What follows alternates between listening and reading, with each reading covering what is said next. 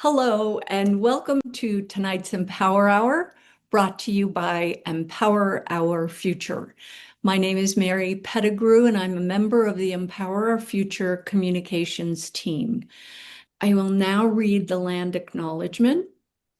We acknowledge with respect as non-native people that the land on which we stand, live, and learn is the traditional territory of the Ute, Cheyenne, and Arapaho peoples. Let us seek to understand what it means to be in right relationship today with the traditional stewards of this land and with this land itself and with all the creatures that inhabit it. And now we are doing something a little different. You may recall we've been talking about charge bug. Tonight we thought we'd actually do an official public service announcement. Also, to clarify, Empower Our Future and our sister organization, Clean Energy Action, are promoting charge bug. And the reason we're doing so is because it is free. It's a renewable energy forecast app, and it has been developed by a local developer, company, Sinton Instruments. Why did they do this? It turns out the information is actually already on the Excel website. However, it's not easily located. And Sinton Instruments wanted to make it easy to know when the grid is clean, basically, quickly and easily. So why have charge bug? Because it matters when you charge your car or use high energy appliances like your washer, dryer, and dishwasher. Sometimes power on the grid is really heavily fossil fuel, and other times, often actually, it's very clean energy in Colorado. If enough of us shift some or more of our electric usage to times of high renewables when the sun is shining and wind is blowing, future resource planning is likely to be impacted, meaning more renewable energy.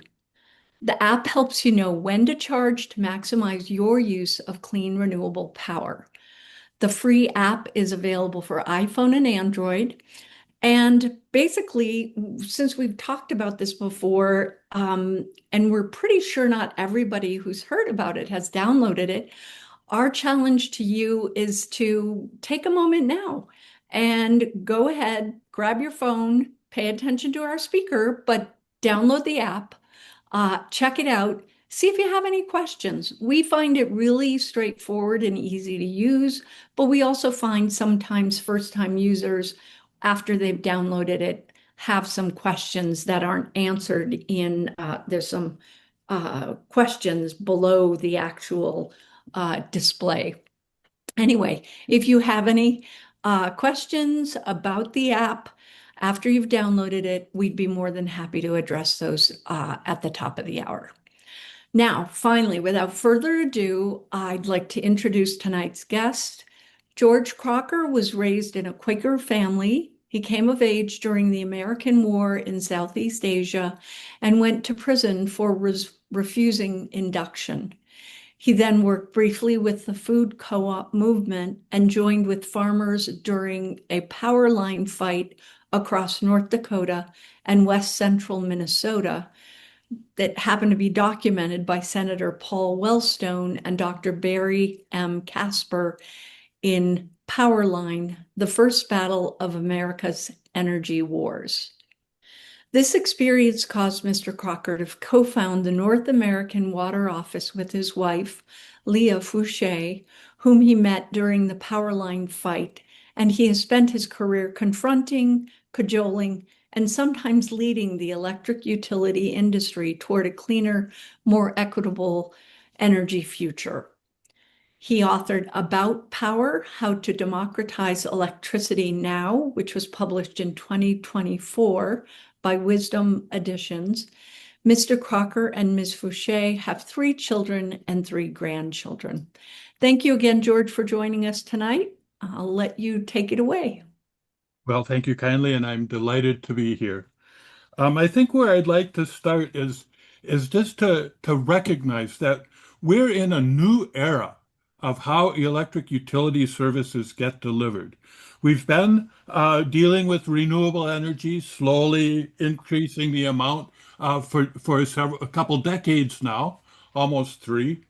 But it's only very, very recently that we've had the utility scale battery systems that enable renewable energy to be dispatchable.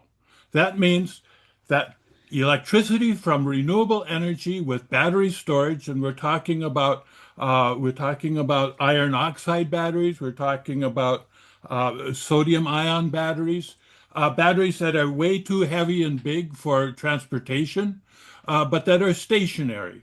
And because we now have utility scale storage capacity that is relatively inexpensive and relatively benign from an environmental perspective, as opposed to digging up lithium all over the place.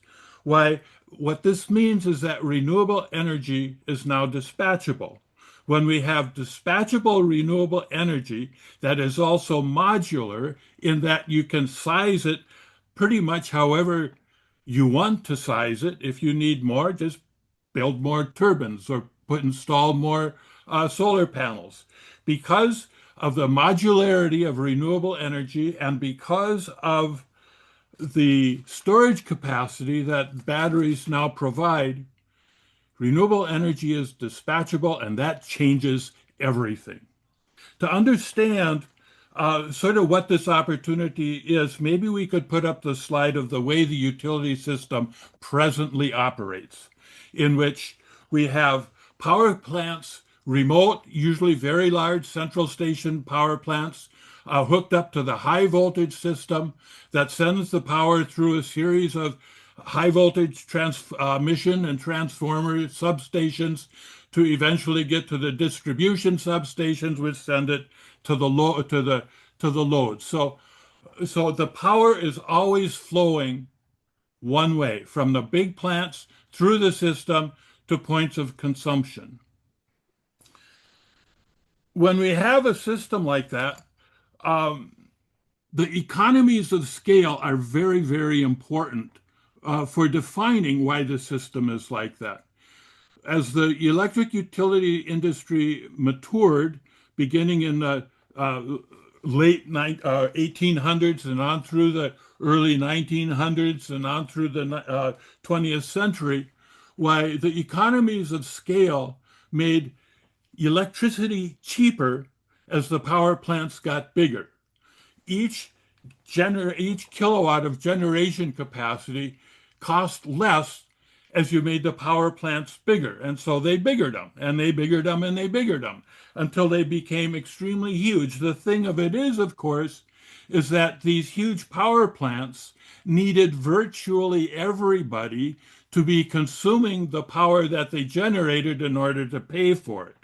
Because of these economies of scale and the requirements that society as a whole consume that power, we have the electric utility regulatory and statutory system that we have now.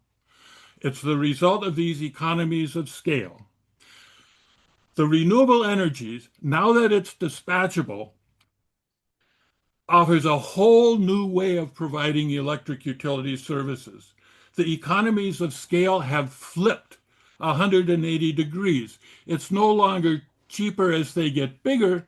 It's cheaper as you make more of them. The more solar panels you make, the cheaper they become. The more wind turbines you make, the cheaper they become. The more all of the gadgets and control systems that you use to manage the flow of power, the more of them you make, the cheaper they become.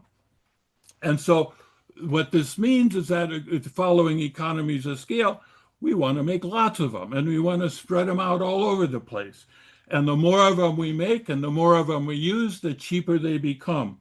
Well, the problem is that we're still stuck in a regulatory framework in which everybody has to purchase from the central station machines. And so we're caught in a situation in which, while the technologies want to favor that dispersed and distributed pattern, the entrenched system wants to centralize it. So we're faced with electric utility monopolies owning the generation that comes from renewable energy, and making their renewable projects sort of mimic the central station machines, so that they continue to have the power flowing from the power plant through the expensive transmission systems and substations, one way to the load center. The fact that we have dispatchable, modular, renewable energy can change that. Let's look at the modern system of doing it. The next one. We'll get back to the load duration curve in a minute. So what we have now is an opportunity for generation to be scattered all over the place.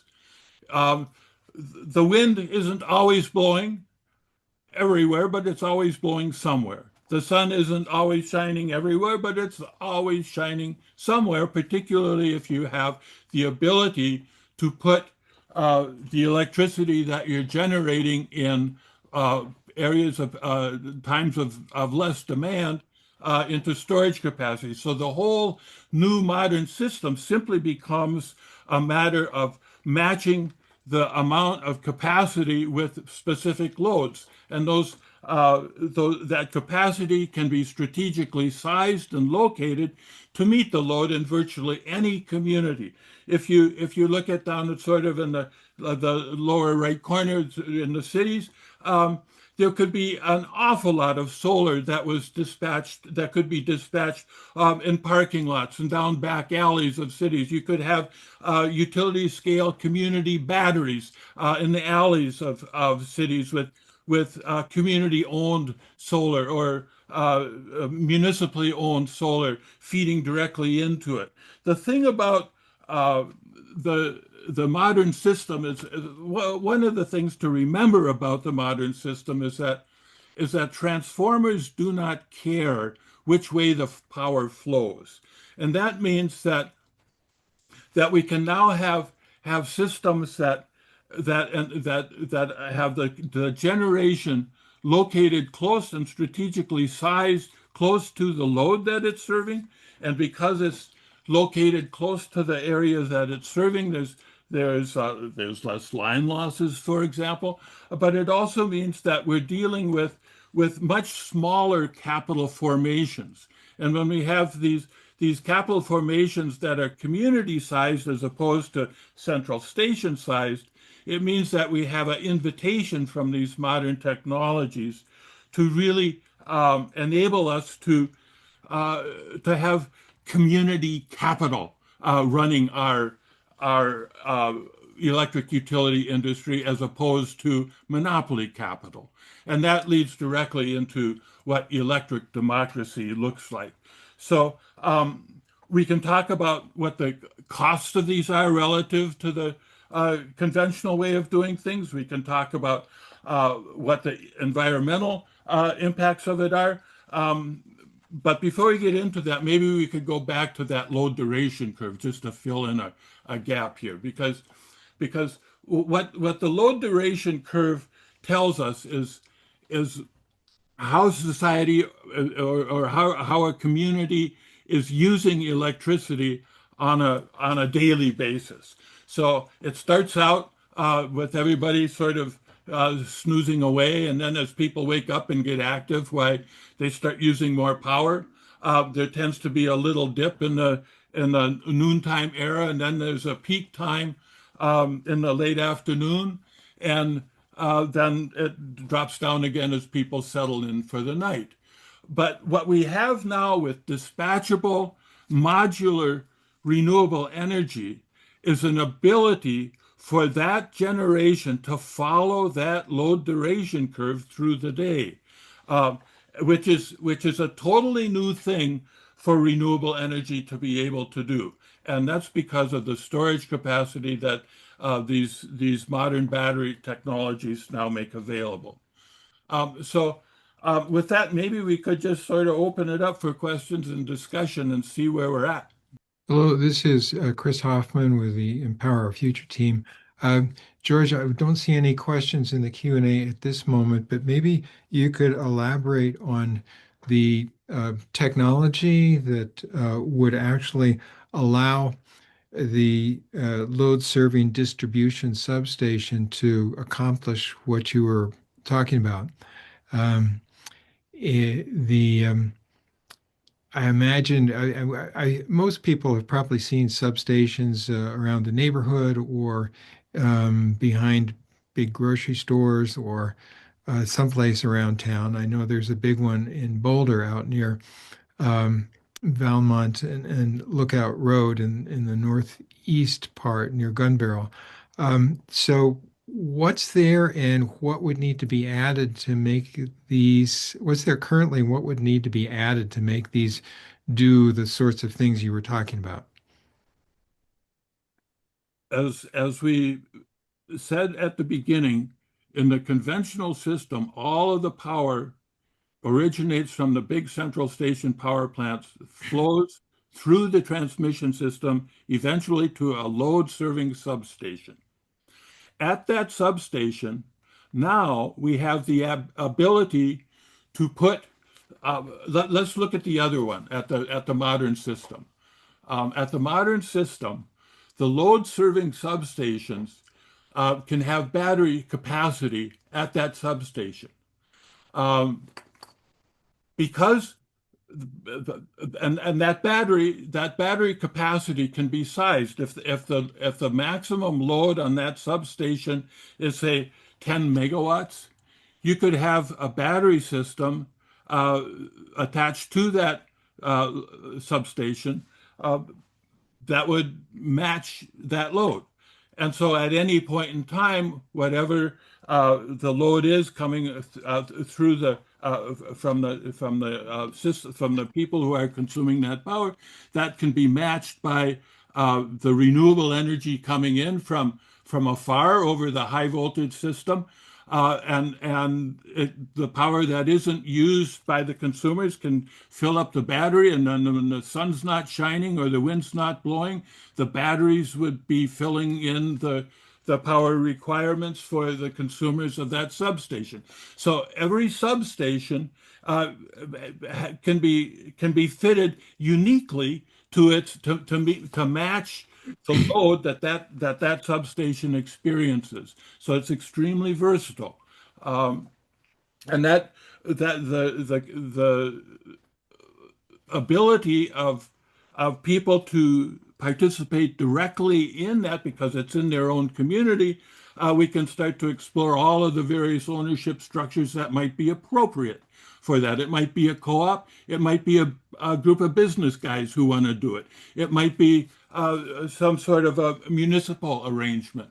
But the capital formations that will enable people to take control of their own power are capital formations that are sized according to their own community. Each is unique. So we're no longer locked into a monopoly setting that we currently experience with the likes of XL Energy. Mm. So thank you. We've got questions starting to come in now. First one, you mentioned that transformers do not care which way the electricity flows. I have heard that the distribution system wears out faster when electricity goes forward and backward frequently. Can you speak to this? Um, well, everything wears when it gets used. So if you're flipping a switch more times, um, that just becomes a maintenance problem, Mhm. which would be routine. There's the transformers themselves, the wires. The wires don't wear out any faster depending on which way the electricity is flowing. So it's more the switching equipment, and this is one of the things you're saying, as I understand it, that with economies of scale, when the solid state switching equipment and the batteries and related equipment get and probably supercapacitors and things like that get produced in larger and larger volumes, and they become much more affordable and particularly at the scale of substations or community size, they become economically manageable for a small community. Yes, absolutely. Super. So, another question. Thanks so much for this presentation, George. How does the distributed system compare to modular nuclear solutions to deliver firm dispatchable power? Um, well, we could look at that from any number of ways. One is which these modular reactors, they still produce waste that nobody knows what to do with. When you explode uranium atoms, what you're doing is making a few large chunks of debris, but you're actually creating every single element and all of their radioactive sons and daughters that are on the periodic chart. And some of those are gases, and those gases are released, and so we have elevated premature cancer mortality in communities surrounding all of the reactors, all of the big ones now, and all of the modular ones, should they ever be. But it sort of comes down in most people's minds to the cost. Well, the cost of new modular reactors right now it's rather infinite because there aren't any that we know of that are actually functioning. The cost of new conventional reactors is upwards of $15,000 per installed kilowatt compared to like 1,700 for a wind turbine or a solar panel, maybe a little more for a wind, 2,000 maybe. And if you want to add the cost of the batteries, that could be somewhere between 4 and 5,000 per kilowatt. So you got dispatchable renewable energy for less than $10,000. You got reactors upwards of 15. Who knows how much the small modular ones will be? They'll still have all of these problems associated with waste and pollution and their targets. I mean, we're busy fighting a war right now over nuclear materials. We're going to scatter more nuclear material all over the place. There's a security argument to be made as well. George, in talking about the nuclear reactors, you mentioned something that I had not heard before in the conversations about nuclear pro and con, and that is the generation of toxic gases. I've heard, of course, about the problem with how do you deal with the spent nuclear fuel, and there have been a lot of discussions about that, and no successful solution so far. But this other component of toxic gases that are, as you said, increasing the rate of cancer around the existing power plants. Nuclear plants, could you say more about that? Sure. The Harvard University Medical School just came out with a study about that. The Institute for Radiation and Public Health is another place where you can get some more information of that. But the reality is that, like I say, when you explode uranium-235 atoms to get the heat, why you get typically 2 or 3 large chunks of debris as you've blown up that uranium atom. They're all very radioactive, but you're creating everything on the periodic chart, and some of those are gases. Those gases, they accumulate in the cooling water or the cooling medium, whatever that is. For the reactors that we use now, they're all water cooled. And so those gases accumulate in that water column, and they have to be stripped out of that water column or you'll vapor lock it. So they collect the gases out of the primary water, and they put them in a tank, and they hold those gases in that tank for a designated period of time.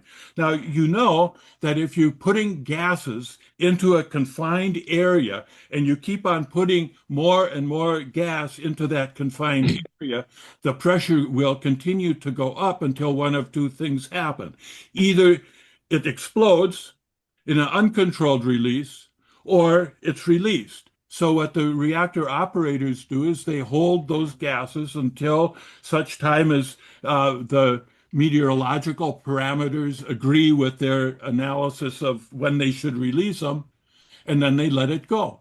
The monitoring around reactors is not designed to detect these releases. It's not intended to detect these releases.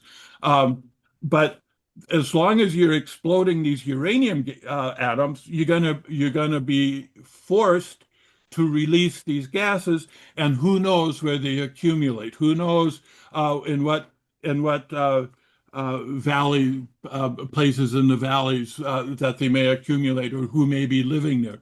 But if you go and look at CDC data over cancer mortality, as the researchers that I mentioned earlier out of uh, Harvard University Medical School and out of the Institute for Radiation and Public Health, looking at CDC data is where these premature cancer mortality, where these data come from. Wow, that's actually quite horrifying. It is horrifying. Uh, In Minnesota, I've done a little bit of analysis about it. One of the reactors, Monticello, is located right on the border of Wright and Sherburne counties. Wright and Sherburne counties, if you look at that CDC data, every month, those reactors have been operating since 1970, so the latency periods have expired. Every month in Wright and Sherburne counties, there are 3 or 4 excess deaths relative to the state average with mm, it. So we're identifying what is the excess cancer mortality. And they're serial killers. What would we do if we had a serial killer on the loose and every month we reported on the news, oh, they struck again. Well, 2 weeks later, there's another one over there. The serial killer's on the loose. But here it's business as usual, which mm. is one of the reasons why it's so important and so vital that we take advantage of the opportunity that the renewable technologies with storage, now that it's dispatchable and modular and can meet the low duration curve for any community that chooses to go in that direction, that we take advantage of that opportunity as expeditiously as possible. Mm. And as I recall, Monticello is an Excel reactor and its license has been extended. It's been extended at least twice. It came online first in 1970. They relicensed it, one of the early ones in the early 90s. I was involved in the second relicensing around 2010. I intervened in it, and I pointed out to the regulators and the company and everybody who would listen that the cost of continuing to operate that plant would be about 4 times more than the cost of making the transition to renewable energy. And this was before we had battery storage with it. Well, I was wrong by about a factor of 2. It costs more than twice as much as they said it was, and the price of renewable is less than half of what I said it was.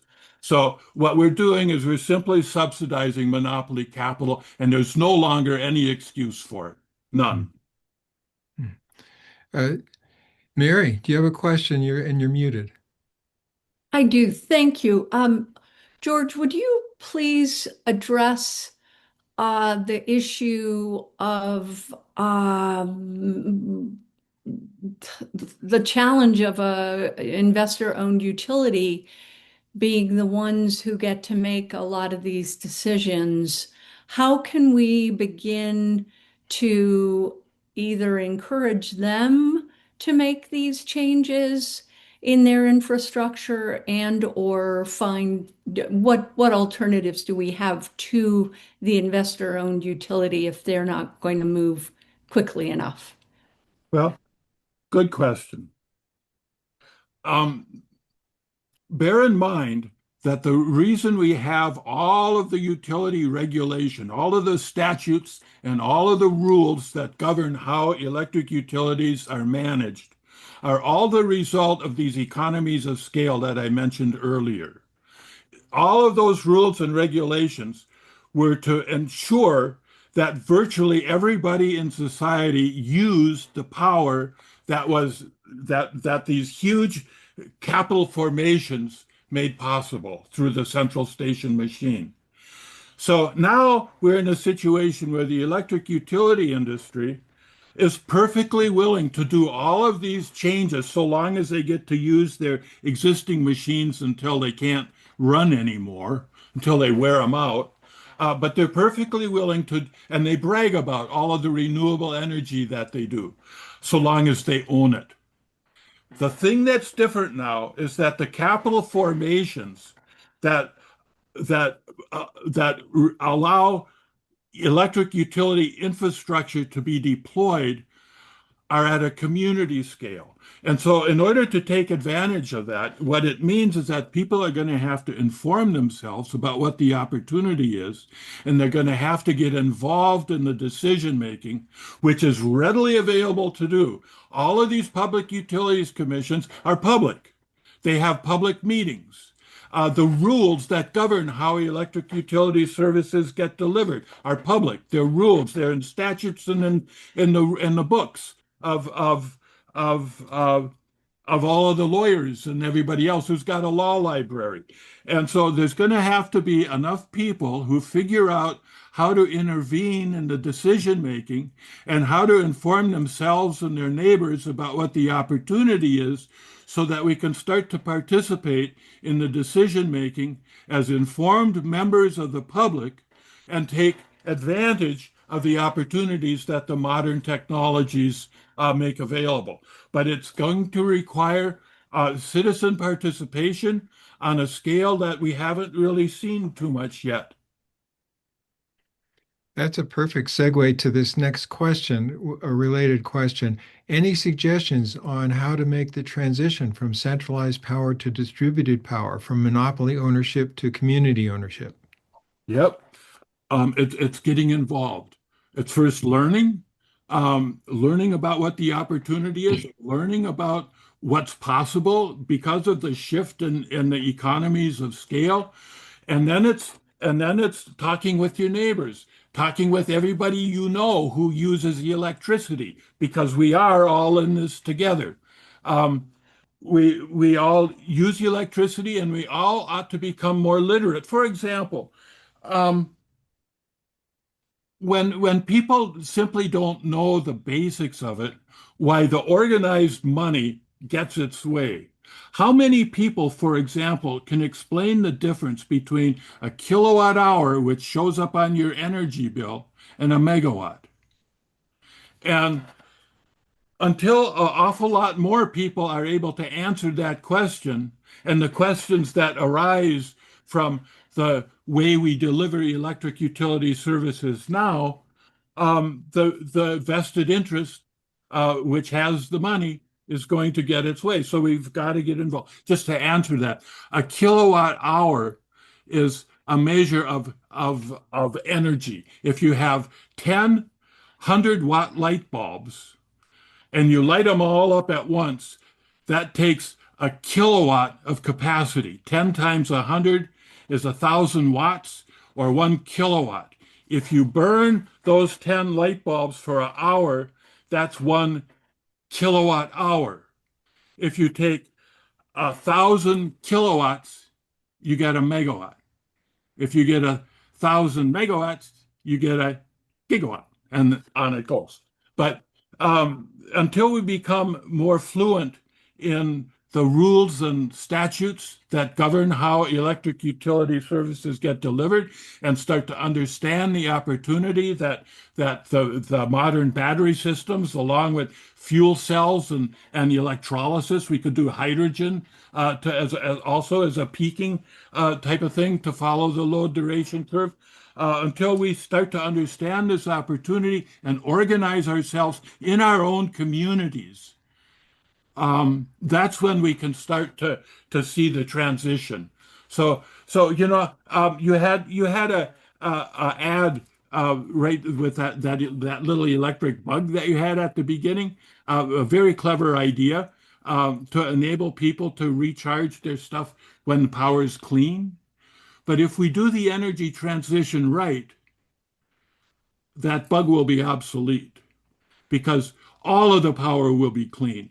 We'll have dispatchable renewable energy that's stored when we aren't using it and dispatched according to the load duration curve to meet our needs.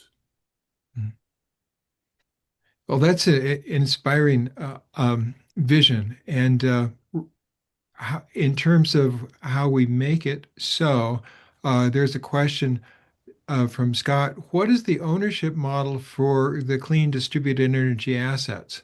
Is it the Excel? Is it the building owner? Is it the city of Boulder? What's the ownership model? That's a very interesting question, and it has no single answer. XL Energy would be delighted to do it for you, and they'll own it and they'll charge you for it, and that's how they make their money. It doesn't have to be like that. If it is like that, why roughly 10% of all of the money that you spend on your energy just gets siphoned off to corporate coffers. That 10% that right now the regulators say the power company's entitled to, that 10% could be circulating through local economies. It could be providing local jobs. It could be enabling all sorts of local programs to be doing it. In Minnesota, that 10% amounts to about $1 billion a year. Um, I'm not quite sure what the deal in Colorado is, but it would be something not too far away from there. So it could be the ownership structure could be a co-op, a local municipal could do it. It could be a business group from Main Street. Some of the guys on Main Street might decide it's community capital. It's not socialism. It's community capital, and community capital can take whatever form the community wants. So, related to that, can you give us some examples of where you see this either in full bloom or just starting to happen? And I know many people in this audience are aware of other municipal utilities because of the history that Boulder has been through, um, like the municipal utility in Clearwater, Florida, and Denton, Texas, and Southern Sacramento Municipal Utility District. So, are there some examples you can point to? Well, all of those are good examples of where the municipal model exists.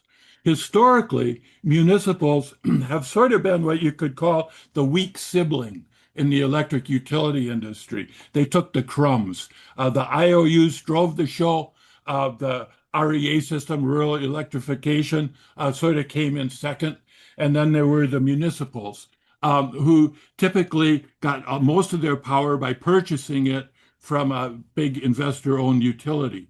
But the model of a municipality, of a municipal power authority, there's many of them. There's many of them in Minnesota. But remember, the dispatchability of renewable energy is new. That's just happened. And that's because the utility scale battery systems are new. It's the storage capacity that makes renewable energy dispatchable. And it's that dispatchability that will really enable a municipal power authority to come into its own relative to serving the needs of its community. So I cannot point right now to a municipal system that has fully deployed the type of system that you see on the screen. But that just means that we've got that we have the opportunity in front of us. Thank you. There are a couple more questions coming in. Um, Could you expand on what was said in the description of your presentation, the capital needed to finance and own these projects at a scale that can be raised from the community served in a variety of ways, according to the desires of the communities? So, how would that capital be raised, and what ballpark? How much is that? Well, it depends on the size of the community. Um, if you have a little community that needs 10 megawatts of capacity, why Well, you can do the math. If wind costs around $2,000 per kilowatt and solar costs around $1,700 per kilowatt, and you could do a iron oxide storage for around $2,000 per kilowatt. Um, and maybe you want a peaker in there with a fuel cell, which would be somewhere around $6,000 per kilowatt, including the electrolyzer. Do the math and you'll see. But the point is that we're not talking about hundreds of millions or billions of dollars.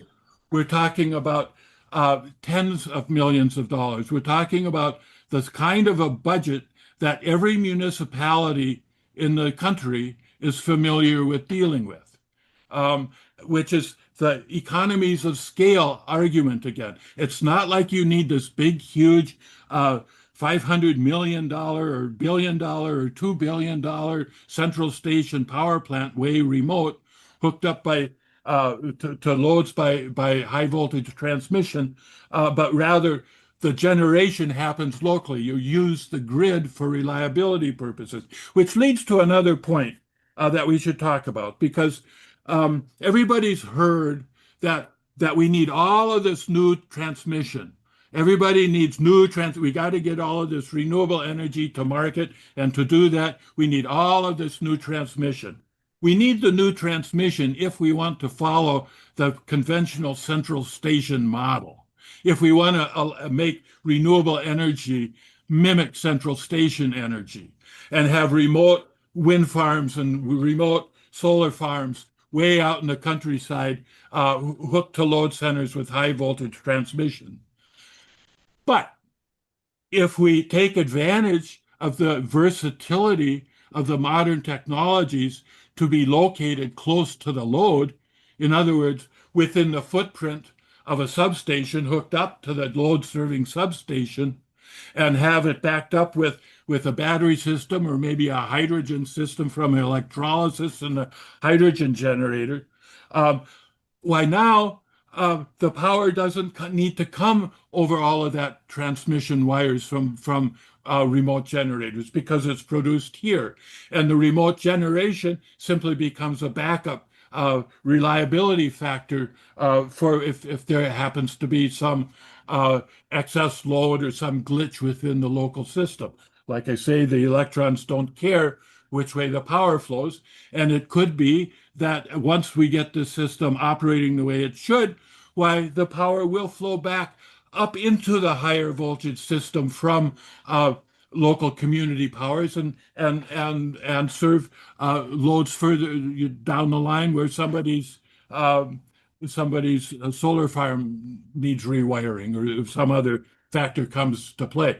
But the fact that I want to emphasize is that we do not need new transmission, high voltage transmission, unless our objective is to reinforce the monopoly business model. And as we've discussed in previous episodes of Empower Hours, the long distance transmission also has increasing vulnerability given climate change and the extreme weather that's coming along. Yeah, there's a whole lot of resilience argument that you can make with doing it right.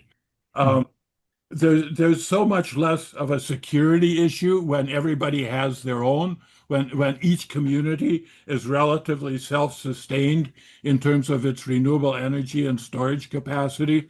Um, there's a resilience that happens throughout the whole system when we're no longer dependent on these very large remote facilities connected with vulnerable high voltage transmission systems. Mm-hmm.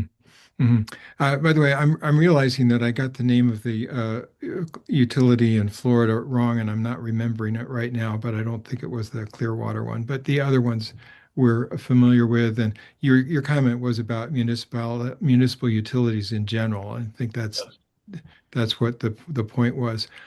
Here's another question that's come in. In Colorado, state statute limits the sale of electricity to municipal utilities, co-ops, and investor-owned utilities. Can you discuss how to address this constraint? Yeah. So again, these rules, these statutes and the rules that govern how electric utility services get delivered were devised and enacted in order to capture the economies of scale of the central station era. That era is over.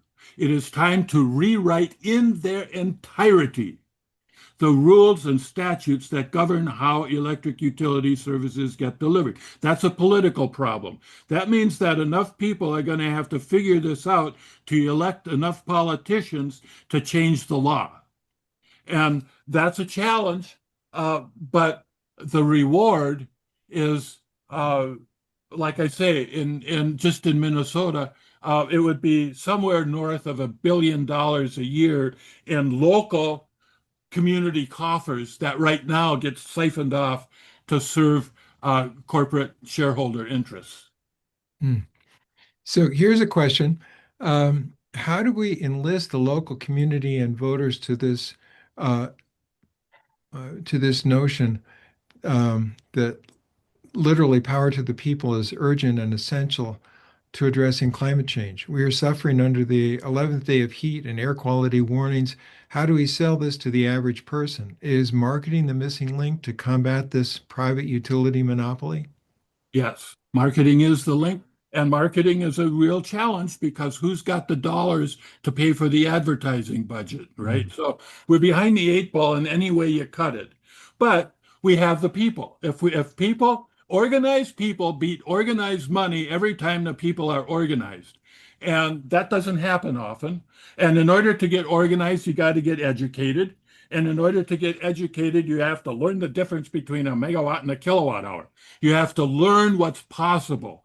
You have to become familiar with what is possible in terms of how electric utility services get delivered, which is the intent of this discussion, to help people start to explore what could be done. What could we do? And then once we get some sort of a basic understanding of what's possible, then it's a matter of sharing with our neighbors. It's a matter of organizing. It's a matter of going to farmers markets with the leaflets. It's a matter of showing up at the political rallies and asking the pertinent questions and being persistent in all of the ways that we engage in the civic arena. Letters to the editor, call-in shows, you name it. But it's going to take right now the electric utility industry. It's essentially in North America. It's all one machine. It's the biggest machine humans have ever built. It's the largest capital formation humanity has ever amassed. And it doesn't want to change, but it can change. And the technologies to make it change are readily available and they're eminently cost effective. And the challenge is for enough of us to figure out how to engage societal decision making enough to make the statutory and regulatory changes that allow economic democracy, electric democracy, to start to take hold. And once we do that, once we start to get a grip and start to, even in a few communities, so we get a track record that we can talk about more, and everybody can see that it really does work, um, why, that'll make it so much easier. But these are first steps that we're taking now. Thank you. Another question from Marty this time. One type of building that exists in every neighborhood in the U.S. is an elementary school. I've wondered for years if we could create neighborhood solar-powered grids based on these schools. What are your thoughts and how might you go about creating such a neighborhood grid? Well, the right now we do have neighborhood grids. I mean, everybody's connected, right? Like I say, it's all one big machine. Everybody's connected to the big machine if you're connected to the grid. And so the grid is there. It's a matter of how we use it. It's a matter of where the generation and what scale of generation is plugged into at any point in that system. You can look at become familiar with the substations that serve your community. What is the capacity of those substations? That'll give you an idea as to how much renewable energy could be deployed within the footprint of that substation and how much storage capacity would be needed to service the load within the footprint of that substation. But as we become familiar with what is our energy community, why, certainly schools, not only elementary schools, but churches and then any other place where people congregate, become centers that could be real strategic in terms of enabling this transition to occur. Mhm. Thank you. You talked about i- becoming the importance of people become educated about what a kilowatt hour is and things like that. Are there resources, videos, YouTubes, websites, books, pamphlets that you'd recommend would be a good place for a general, um, somebody in the general public to start educating themselves? Well, I did write a book. It was mentioned at the beginning. And so there's always about power, how to democratize electricity now. But um, one place that almost anybody can start is just turn on your computer and go to AI. Ask your computer a question about what is it. Ask them about how much do iron oxide batteries cost? How much does a kilowatt of solar power cost compared to a kilowatt of coal power? Um, just start being curious. I mean, these information resources are now readily available. I'm sure you can go online, just do a search on websites. Uh, there's many in almost every community. There's organizations, nonprofit organizations, or government agencies that are involved with delivering energy and electric utility services. Go to their websites and engage with them, and see what you can learn from the people in your own community who are already at least engaged with the energy management issue, and help all of us take that next step to get to community energy, to get to community capital, forming the energy infrastructure that we use. One more question.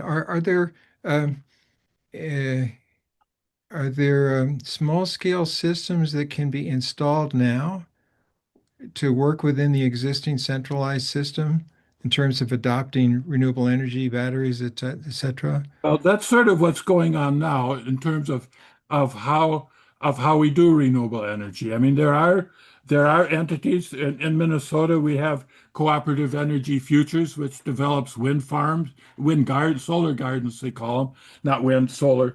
Um, and then they sell the power to the power company for distribution because the power company owns the grid. That's their monopoly. Well, um, so yeah, those things exist. All of these scale. The thing about renewable energy, it can be as big or as small as you want. It's just a matter of how much of it do you deploy, and so you can make it the size that fits your community. And in order to get to the economic democracy part of it, there's a whole lot of educating and organizing that needs to go on, and that's our challenge. Mhm. And related from the same question, are there pieces in the existing system of renewable energy batteries and so on that would, in the existing system, that would make it difficult to move to a more broadly decentralized system? This is not a technology problem. It's a human problem. Uh-huh. Totally and completely a human problem. That's why we have to change the statutes and the regulations, the rules that govern how electric utility services get delivered. The Mhm. technologies are in place. That's the beauty of it. That's what's new. What's new is the dispatchability of renewable energy. The technologies to do it right are at hand. They're cost effective, they're clean, they're safe, they're reliable. The technologies are no longer the barrier. The barrier is the monopoly system and the whole edifice that society has built to protect the conventional central station system. Hmm. Thank you. So, in a moment, we're going to bring Mary back on to wrap us up at the 7 o'clock hour, and she's going to have a couple of minutes to see if there are any questions related to ChargeBug. But before we wrap up, George, are there other final remarks you'd like to make? Well, I would just like to say thank you very much for this opportunity. I am the executive director of the North American Water Office, which is a 501(c)(3) nonprofit, and you can see an address there on the screen if you're interested in helping us keep going. Why, we'd really appreciate that, and we really, really appreciate this opportunity to share with you today. Thank you. And I'm seeing some thank yous coming in from the Q&A too. So thank you very much. We appreciate it. And now I'll turn it back to Mary. Great. Thank you, Chris, and thank you so much, George. Really appreciate it. I also want to take a moment to thank the other Empower Our Future communication team members who are integral to making these Empower Hours happen. They are Paul Cullen, Chris Hoffman, Steve Whitaker, and Julie Zonizer. This video and the recordings of all past Empower Hours are available at empowerourfuture.org/events. And as promised, we're now just checking back in to see if anybody took a moment to download the ChargeBug app. And Paul, if you don't mind, there's a slide that's a little bit different than this one, although it's not hugely different. And I think I'm going to be able to, here we go, just asking if anyone has feedback or questions on ChargeBug.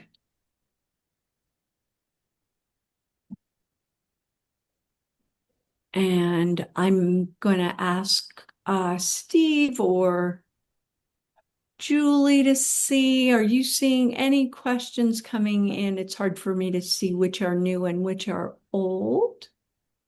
I am not seeing any questions specific to ChargeBug. Okay. All right. And then I guess, are we seeing any further questions for George, or are we going to let him sign off for tonight? I think we pretty much covered it. This is Julie. I appreciate this, the passion and information that you brought tonight, George. And you mentioned that ultimately ChargeBug would be sort of irrelevant. But in the meantime, I'd like to kind of reiterate or paraphrase what Mary said earlier, is that the idea of getting people to shift some of their electricity use will have an impact on on how much electricity is not used by the utility, that is offloaded, exported, or otherwise curtailed. And so that's one of our goals, is to help people understand.